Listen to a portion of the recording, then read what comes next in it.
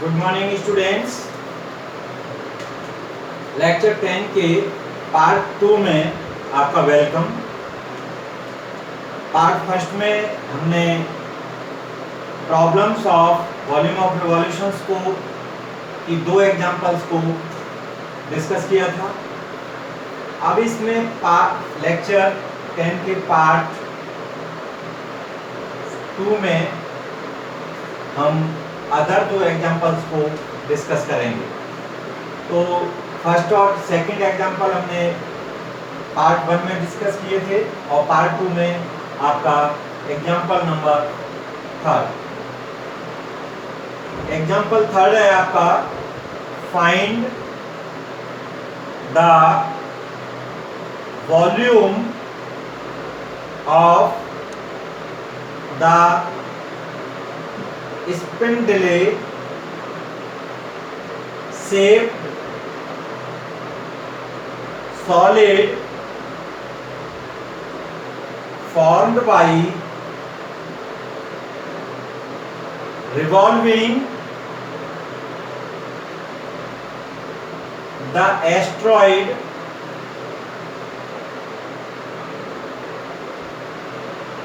x की power 2/3 plus y की power 2/3 equal to a 2/3 about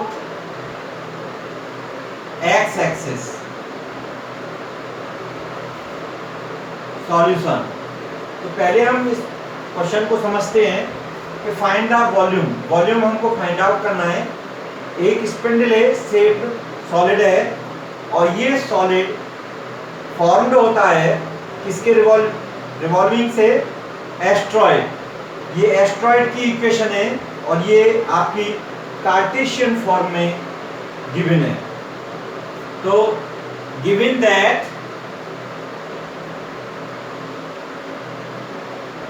the equation of curve that is asteroid x की power 2/3 plus y की power 2/3 equal to a की power 2/3, ये आपको given है। अब इस एस्ट्रॉयड की हम x एक्सिस के अबाउट रिवॉल्व करते हैं इस कर्व को, तो हमारी जो सॉलिड जनरेट होती है दैट द स्पिंडल शेप, उसका हमें वॉल्यूम फाइंड आउट करना है। तो ये जो आपका कार्टेशियन फॉर्म में आपकी एस्ट्रॉयड है, इसको अगर हम कन्वर्ट कर लें पैरामेट्रिक फॉर्म में, तो उससे हमारा जो पैरामेट्रिक फॉर्म में कन्वर्ट करने से इसकी कैलकुलेशन सिंपल हो जाएगी और ये एग्जांपल हम पैरामेट्रिक फॉर्म का भी हो जाएगा। तो ये दोनों तरह से आ सकता है। आपको कार्टेशियन में गिवन होगा ये इक्वेशन या आपको पैरामेट्रिक फॉर्म में गिवन होगा। तो आप दोनों तरह से इसको कर सकते हैं। तो हम इसको पैरामेट्रिक फॉर्म में कन्वर्ट करते हैं। Parametric form of the first, इस एस्ट्रॉयड की पैरामेट्रिक फॉर्म होती है x equal to a cos qt, y equal to a sin qt। ये इसकी पैरामेट्रिक फॉर्म होती है। This is second. Now differentiate यहां पर where T is the parameter. आपका T यहां पर पैरामीटर है। तो ये जो इक्वेशन है कार्टेशियन फॉर्म में कर्व की, ये इसकी पैरामेट्रिक फॉर्म है। तो पैरामेट्रिक फॉर्म है तो पैरामेट्रिक वाला फॉर्मूला हम इसमें लगाएंगे। तो x एक्सिस के अबाउट रोटेशन हो रहा है कार्टेशियन फॉर्म में, तो ये पैरामेट्रिक फॉर्म में इसका जो रोटेशन है वो इनिशियल लाइन के अबाउट हो जाएगा। Initial line means theta at t equal to 0।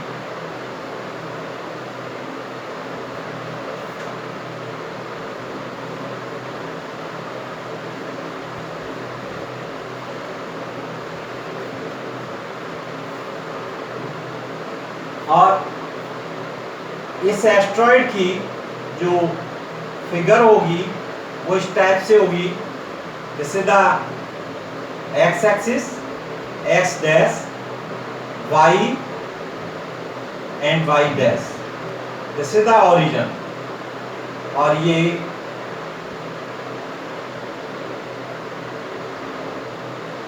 The asteroid. ये ए पॉइंट है और इसके कोऑर्डिनेट्स ए और 0 है एस्ट्रॉइड में। ये आपका बी पॉइंट है और इसके कोऑर्डिनेट्स 0 a। अब ये जो कर्व है इस फर्स्ट क्वाड्रेंट में, ये कर्व इस कर्व के मतलब वाई एक्सिस के अबाउट सिमेट्रिकल है। जो एरिया इसका है वही एरिया इसका होगा। जब हम इसको एक्स एक्सिस के अबाउट रोटेट कर रहे हैं इस एरिया को, तो जो सॉलिड जनरेट हो रहा है that is the spindle shape, उसका हमें वॉल्यूम निकालना है। अब ये कार्टेशियन फॉर्म में एक्स एक्सिस के अबाउट है, तो यहाँ पर हम पैरामीटर क्या ले रहे हैं t, तो यहाँ पर t इक्वल टू 0, मतलब इनिशियल लाइन के अबाउट t इक्वल टू 0, और y एक्स पर t equal to t angle है पाई बाई 2, इसके अबाउट जो पोल है इसके about t equal to pi by 2 होगा। तो t इक्वल टू 0 और t equal to pi by 2। अब हम इसमें dx ओवर dt निकालेंगे तो क्या होगा, इसको हम t के रेस्पेक्ट x को t के रेस्पेक्ट डिफरेंशिएट करेंगे, तो a आपका कांस्टेंट और cos क्यूब t का होगा 3 cos स्क्वायर t इंटू अब cos t का माइनस साइन t, तो this becomes to minus sine 3a cos square t sine t। ये dx ओवर dt की value, dy over dt, y को हम with respect to t differentiate करेंगे, तो dy over dt equal to a constant sine qt का 3 sine square t into sine t का cos t, so this becomes to 3a sign square t cos t। तो ये आपकी dx over dt की value आ गई।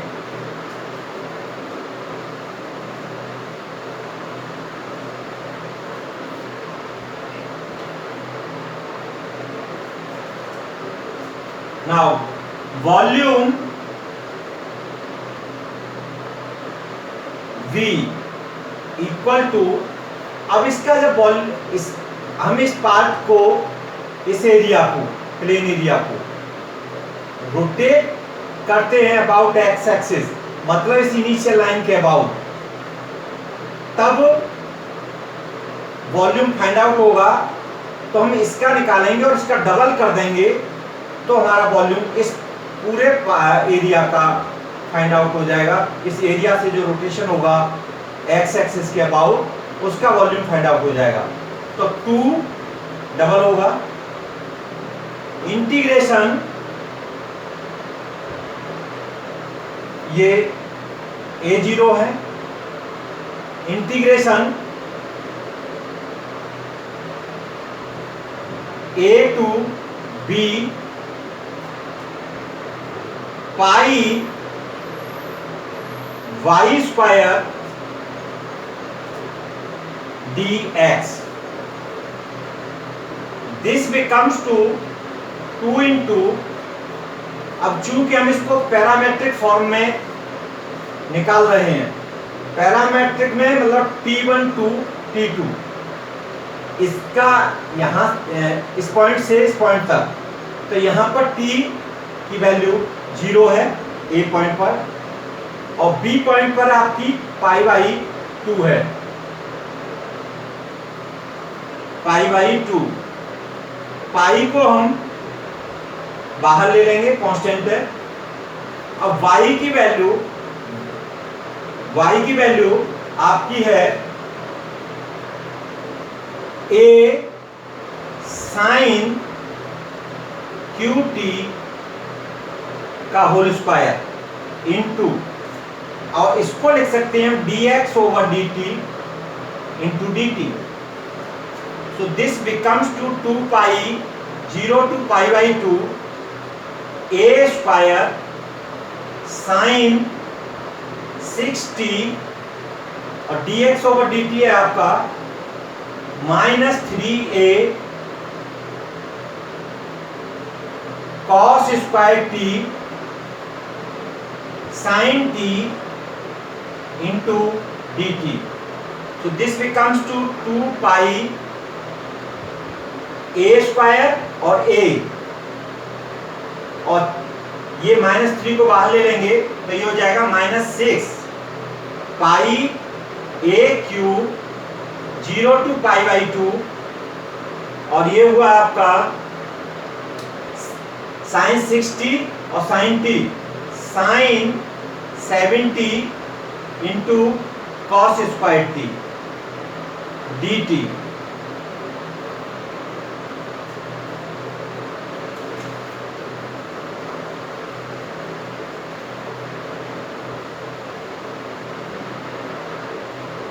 तो v equal to -6 pi a cube. अब इसका जो इंटीग्रेशन हम फाइंड आउट करेंगे, तो इसमें एक फॉर्मूला हमने बीटा गामा फंक्शन जब पढ़ा था उस समय पर पढ़ा था, और वो फॉर्मूला था integration 0 to π/2 sine m theta cos n theta d theta equal to होता है gamma m plus 1/2 gamma n plus 1/2 upon 2 gamma m plus n plus 2/2। ये फॉर्मूला हमने पढ़ा था, तो इस फॉर्मूले का हम यूज करेंगे इसका कैलकुलेट करने के लिए integration.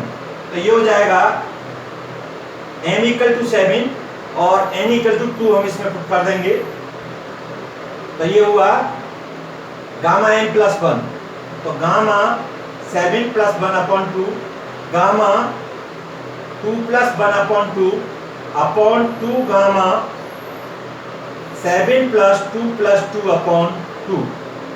So this becomes to -6 pi a cube gamma 7 plus 1/2 4 gamma 3/2 upon, और 2 से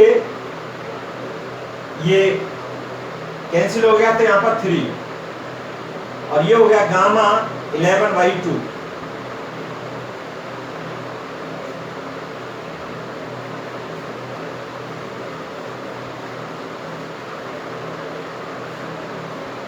इसको हमने सिंप्लीफाई किया -3 पाई a क्यूब गामा 4 और gamma n plus 1 equal to होता है n फैक्टोरियल। ये फॉर्मूला हमने बताया था आपको जब बीटा गामा फंक्शन पढ़ाए थे। तो इसको लिख सकते हैं हम 3 प्लस 1 इक्वल टू 3 फैक्टोरियल, तो इसकी वैल्यू 3 फैक्टोरियल गामा 3/2 अपॉन, अब इसको हम gamma n plus 1 equal to n gamma n, ये भी होता है, और equal to n factorial.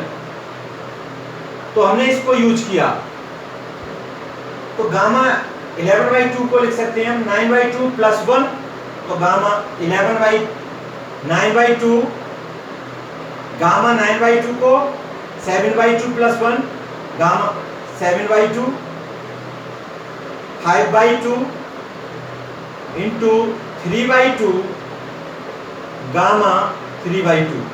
Gamma 3/2 से गामा 3/2 कैंसिल, तो which is equal to 3 into 6 minus 18 pi a cube upon 2 into 2 4 into 16 upon 9 into 7 into 5 into 3 which is equal to 92, और ये which is equal to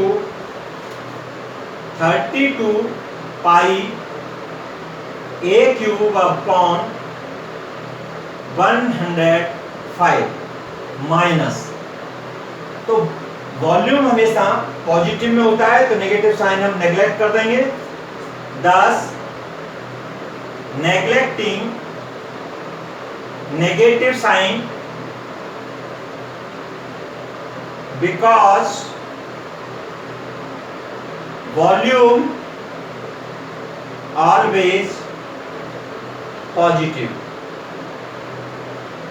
hence V equal to 32 pi a cube upon 105।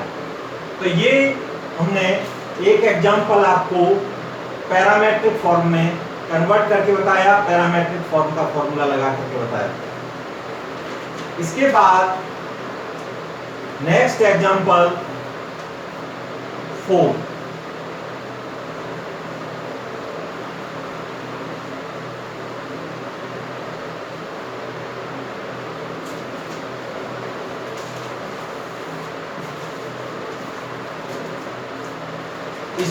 Example number 4, तो ये example है find the volume of solid generated by the revolution R equal to 2a cos theta.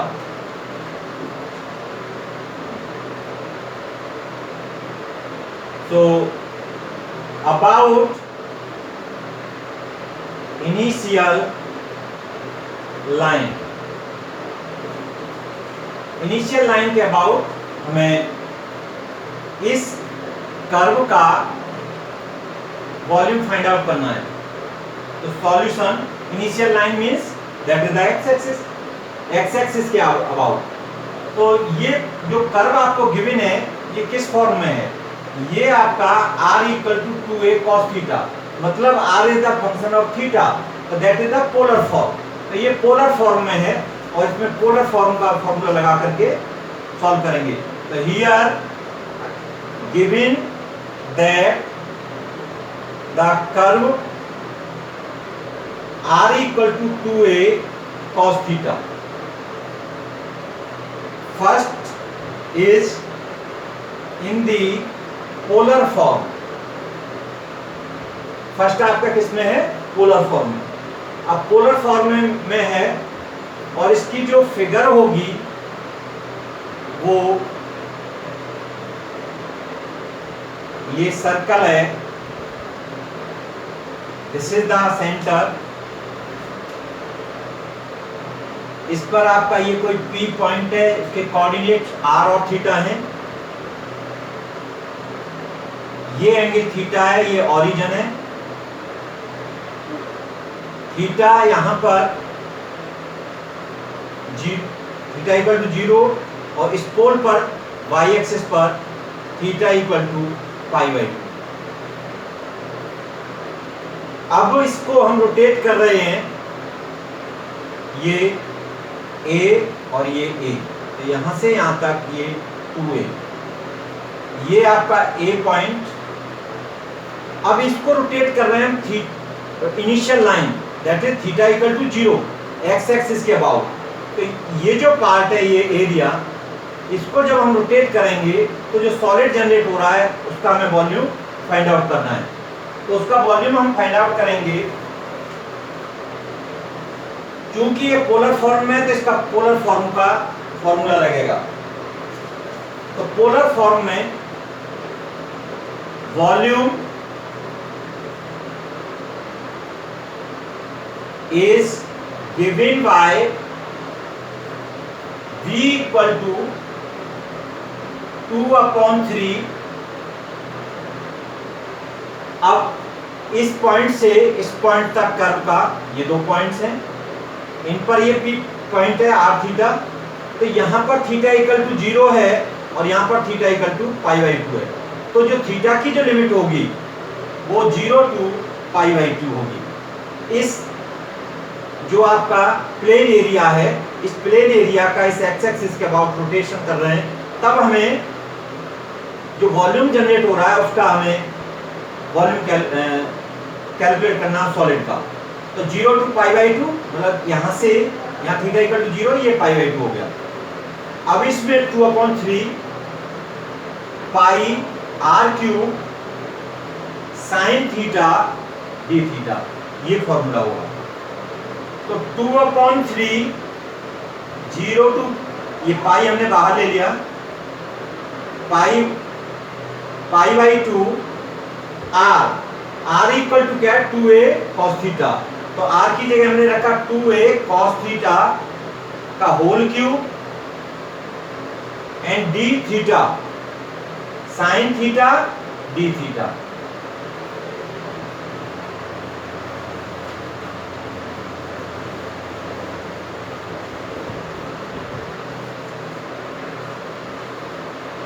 So this becomes to 2/3 pi 0 to π/2 और 2 का cube 8 a cube cos q theta sine theta d theta. 8 a cube बाहर, तो 16/3 pi a cube 0 to π/2 cos q theta sin theta d theta which is equal to 16/3 pi a cube. अब again हमने वही formula जो beta gamma function में इस्तेमाल करते थे उसको यूज किया और वो फॉर्मूला हुआ आपका integration 0 to π/2 sine p theta cos q theta या m और n। पिछले में भी हमने m और n इस्तेमाल किए थे symbol. Gamma m+1/2 gamma n+1/2 upon 2 gamma m+n+2/2। इस फॉर्मूले का इस्तेमाल किया तो इसकी m इक्वल टू 1, तो 1+1/2 और n इक्वल टू 3, तो 3+1/2 अपॉन 2 गामा 1+3+2/2, तो which is equal to 16/3 pi a cube gamma 1 into gamma 2 upon 2 से ये कैंसिल हो गया था 8/3 और ये होगा 1+3 4+6 gamma 3 which is equal to 8/3 pi a cube gamma 1 की वैल्यू 1 और गामा 2 1+1, तो गामा 2 की वैल्यू भी इस फॉर्मूले से gamma n+1 equal to n factorial. तो n फैक्टर 1 फैक्टोरियल होगी, 1 फैक्टोरियल की वैल्यू 1 अपॉन गामा 3, तो गामा 2 फैक्टोरियल तो ये हो गया 8/3 pi a cube upon 1/2 which is equal to 4/3 pi a cube. तो ये आपका इसका वॉल्यूम फाइंड आउट हुआ। अब इसके बाद कुछ एग्जाम्पल्स जो आपको प्रैक्टिस करनी है वो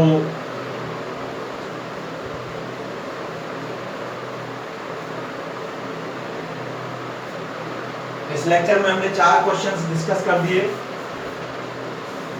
तो इसका एक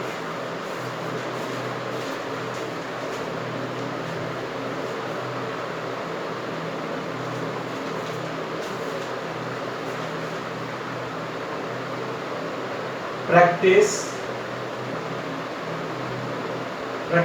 question. Question number 1, determine